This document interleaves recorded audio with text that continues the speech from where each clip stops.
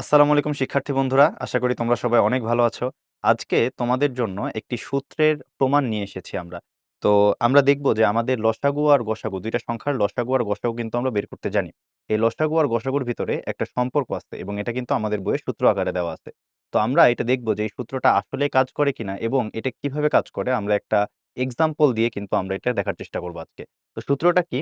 সূত্রটা হচ্ছে যে আমরা যখন ২ টি সংখ্যার লসাগু আর গসাগু বের করি আমরা যদি সেই লসাগু আর গসাগুকে গুণ করি, গসাগু আর লসাগু এই ২ জনকে যদি আমরা গুণ করি, এই গুণফলটা হচ্ছে সেই ২ টি সংখ্যার গুণফলের সমান হয়।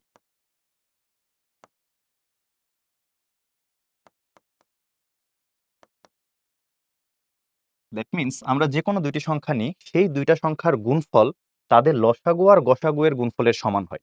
ঠিক আছে? এটা খুবই ইম্পোর্টেন্ট একটা ফর্মুলা এবং এটা থেকে আমাদের বিভিন্ন ধরনের প্রশ্নও আসে দেখা যায়। ঠিক আছে?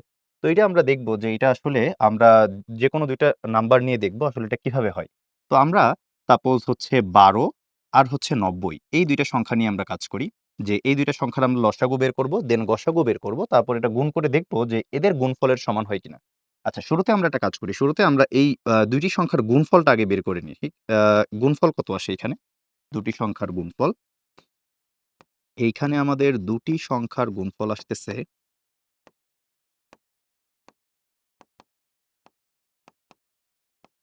যদি আমরা ১২ কে ৯০ দিয়ে গুণ করি, তাহলে সেই ক্ষেত্রে কিন্তু আমাদের ১০৮০ আসে। ঠিক আছে? তো এই গুণ আমরা সবাই পারি। এটা আমাদের জন্য অনেক সহজ। আচ্ছা, এবার আমরা দেখব যে এদের গসাগু আর লসাগু এর গুণফলটাও এই ১০৮০ এর সমান হয় কিনা। তাহলে চলো আমরা করে ফেলি। আমরা যদি এটার গসাগুটা বের করতে চাই বা লসাগু বের করতে চাই, আমাদের কিন্তু শুরুতে মৌলিক উৎপাদকে বিশ্লেষণ করে নিতে হয়। আমরা এটা জানি যে সবচাইতে সহজ যে পদ্ধতিটা আমাদের গসাগু, লসাগু বের করা সেটা হচ্ছে মৌলিক উৎপাদকে বিশ্লেষণ করা। তো ১২ কে মৌলিক উৎপাদকে বিশ্লেষণ করতে যদি আমরা করতে চাই তাহলে শুরুতেই আমাদের চলে আসে ২ যেটাকে ২ দিয়ে ভাগ করা যায়। আর ১২ কে ২ দিয়ে ভাগ করলে কত আসে? ৬। এই ৬ কে আবার আমরা কি করতে পারি বলতো? ২ দিয়ে ভাগ করতে পারি, আবার বলতে পারি ৩। ঠিক আছে? তাহলে ২ দুগুণে ৪ আর ৩ চারে ১২। এটাই কিন্তু আমাদের ১২ এর মৌলিক উৎপাদকের বিশ্লেষণ। মানে যতগুলো উৎপাদক এখানে আমি বের করছি সবগুলোই মৌলিক সংখ্যা। ঠিক আছে? আচ্ছা। আর যদি আমরা ৯০ কে হচ্ছে মৌলিক উৎপাদকে বিশ্লেষণ করি তাহলে সেক্ষেত্রে কি আসে আমাদের? ২ আচ্ছা ২ দিয়ে এটাকে ভাগ করলে চলে আসে আমার ৪৫। ৪৫ কে আবার ৩ দিয়ে ভাগ করা যায়। আবার ৩ দিয়ে ভাগ করা যায় গুণ ৫। আমরা যদি একটু খেয়াল করি এটাই আমাদের ৯০ চলে আসবে। যে আমাদের আ কত? আ হ্যাঁ ৩ তিরিক্ষা ৯ আর এই যে ৫ দুগুণে ১০ তাহলে আমাদের ৯০ চলে আসতেছে। তো এইটা হচ্ছে আমাদের মৌলিক উৎপাদকের বিশ্লেষণ। ঠিক আছে? তাহলে এখন এখান থেকে শুরুতে আমরা গসাগুটা বের করি। যে গসাগু যেহেতু আমরা খুব ইজিলি বের করে ফেলতে পারি। ২ টা সংখ্যাকে মৌলিক উৎপাদকে বিশ্লেষণ করে গসাগু কি আসে আসলে? গসাগু হচ্ছে যে এই যে উৎপাদকগুলো আমার বের হইছে উপরে হচ্ছে আমাদের ৩ টা মৌলিক উৎপাদক দেখা যাচ্ছে। আর নিচে হচ্ছে ৪ টা মৌলিক উৎপাদক দেখা যাচ্ছে।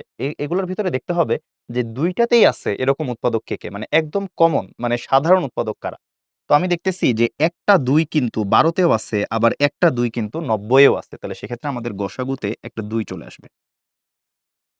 তারপরে আমরা একটু খেয়াল করে দেখি যে আমাদের আ একটা ৩ হচ্ছে আমাদের ১২ তে আছে, আবার একটা ৩ কিন্তু আমাদের কিসে আছে বলতো? ৯০ এ আছে। তাহলে সেক্ষেত্রে একটা ৩ কিন্তু চলে আসবে। এবং আমরা দেখতে পাচ্ছি যে এখানে আরো একটা ২ আছে, বাট নিচে কিন্তু আর ২ নাই। তাহলে সেক্ষেত্রে আমি আর ২ নিব না। নিচে আবার একটা ৩ আছে, বাট ওই ৩ কিন্তু উপরে নাই। তাহলে সেক্ষেত্রে ৩ আর নিব না। আর ৯০ এর ভিতরে একটা ৫ আছে বাট উপরে ১২ তে কিন্তু কোনো ৫ নাই। তাহলে সেক্ষেত্রে আমরা কিন্তু ওই ৫ কেও নিতে পারব না। একদম ২ টাতেই আছে এরকম সাধারণ গুণনীয়কগুলা বা উৎপাদকগুলা এখানে নিতে হবে। তাহলে আমাদের গসাগু চলে আসতেছে এখানে হচ্ছে ৬। ঠিক আছে? তাহলে আমাদের ১২ আর ৯০ এর গসাগু ৬। আমরা আরো অনেক পদ্ধতিতে আমরা গসাগু বের করতে পারি। তো গসাগু আমাদের যেভাবে বের করি না কেন আমাদের ৬ আসবে। এবার আমরা চলো লসাগুটা বের করি। তো লসাগু বের করার সময় আমরা আবার হচ্ছে এটার মৌলিক উৎপাদকের বিশ্লেষণটা একটু লিখে ফেলি। যে ১২ হচ্ছে ২ গুণ ২ গুণ ৩ আর ৯০, ৯০ হচ্ছে কি? ৯০ হচ্ছে ২ গুণ ৩ গুণ ৩ গুণ ৫। তো আমরা এখানে একটু লসাগু যেভাবে আমরা বের করতাম সেই প্রসেসটাও একটু রিকল করে ফেলি। যে লসাগুটা আমরা কিভাবে বের করতাম? লসাগু বের করার প্রসেসটা কিন্তু গসাগুর মতো না যে একদম সাধারণগুলাকে আমরা নিয়ে আসবো। লসাগু বের করার টাইমে আমাদের দেখতে হবে যে এখানে বেসিক্যালি কোন আলাদা ধরনের কোন উৎপাদক এখানে আছে। মানে কি উৎপাদক এখানে আছে।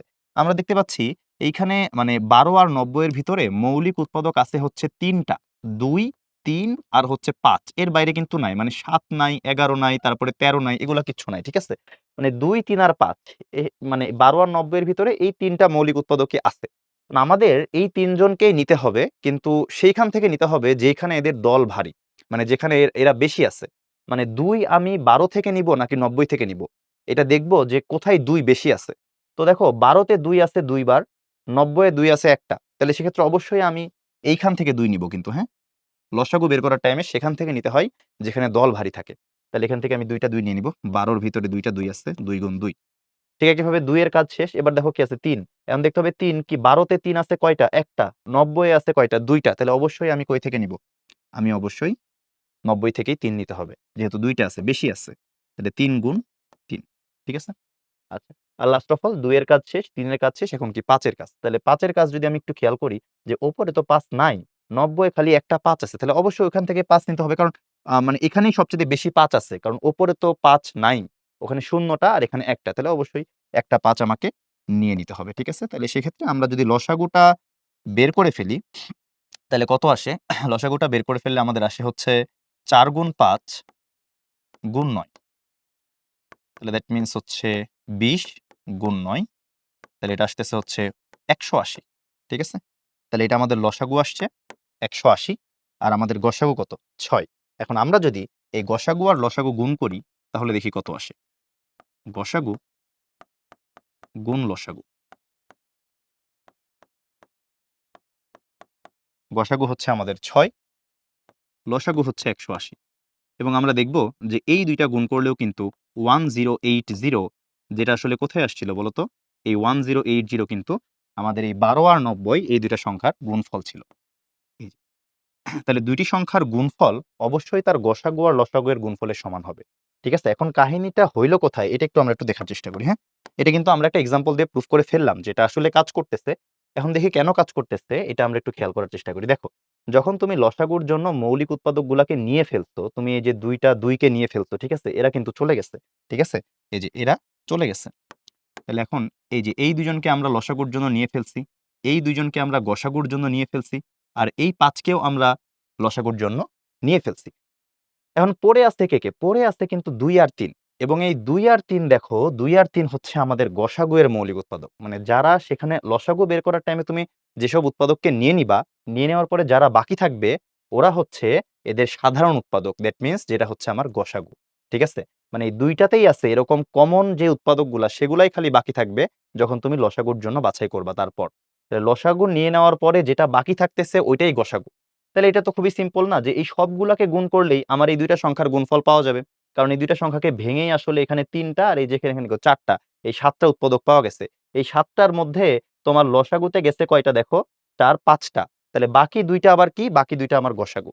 ঠিক আছে? তাহলে এইখানে যা থাকতেছে বাকিটা আমার এখানে থাকতেছে। তাহলে টোটাল গুণফলটা আমার কিন্তু এই ২ টা সংখ্যার গুণফলের সমান আসতেছে। ঠিক আছে? আশা করি তোমরা বুঝতে পারছো এবং আরো কয়েকটা মানে আরো ২ টা সংখ্যা নিয়ে তুমি যদি বিভিন্ন ২ টা সংখ্যা নিয়ে কাজ করো, যেমন ধরো তুমি যদি ১২, ১৫ তারপরে হচ্ছে তোমার ৩০ তারপরে হচ্ছে ৩২ এগুলা যেকোনো ২ টা সংখ্যা নিয়ে তুমি কাজ করো। দেখবা যে সেইম ভাবে কিন্তু তুমি বুঝতে পারবা যে এদের গুণফলটা তাদের লসাগু আর গসাগু এর গুণফলের সমান আসবে। এবং একটা কথা আমি বলে রাখি যে এই যে সম্পর্কটা যে সংখ্যা ২ টার গুণফল তাদের লসাগু গসাগুর গুণফলের সমান এটা কিন্তু ২ টি সংখ্যার জন্যই প্রযোজ্য। ৩ টি সংখ্যা হইলে ৩ টা সংখ্যার গুণফল তাদের গসাগু লসাগুর গুণফলের সমান হবে না। ৪ টা হইলে হবে না, ৫ টা হইলে হবে না। ঠিক আছে? ঐরকম কোনো জেনারেল কেস কিন্তু না। এটা শুধুমাত্র সত্য হচ্ছে ২ টা সংখ্যার জন্য। এজন্য এই ২ টা সংখ্যার জন্য এটা খুব একটি ইম্পোর্টেন্ট ফর্মুলা এবং এখান থেকে আমাদের বিভিন্ন জায়গায় প্রশ্ন আসতে দেখা যায়। তো এই সূত্রটা কিন্তু আমরা খুবই মনোযোগ দিয়ে পড়বো আর বোঝার চেষ্টা করব আর মনে রাখবো ইনশাআল্লাহ।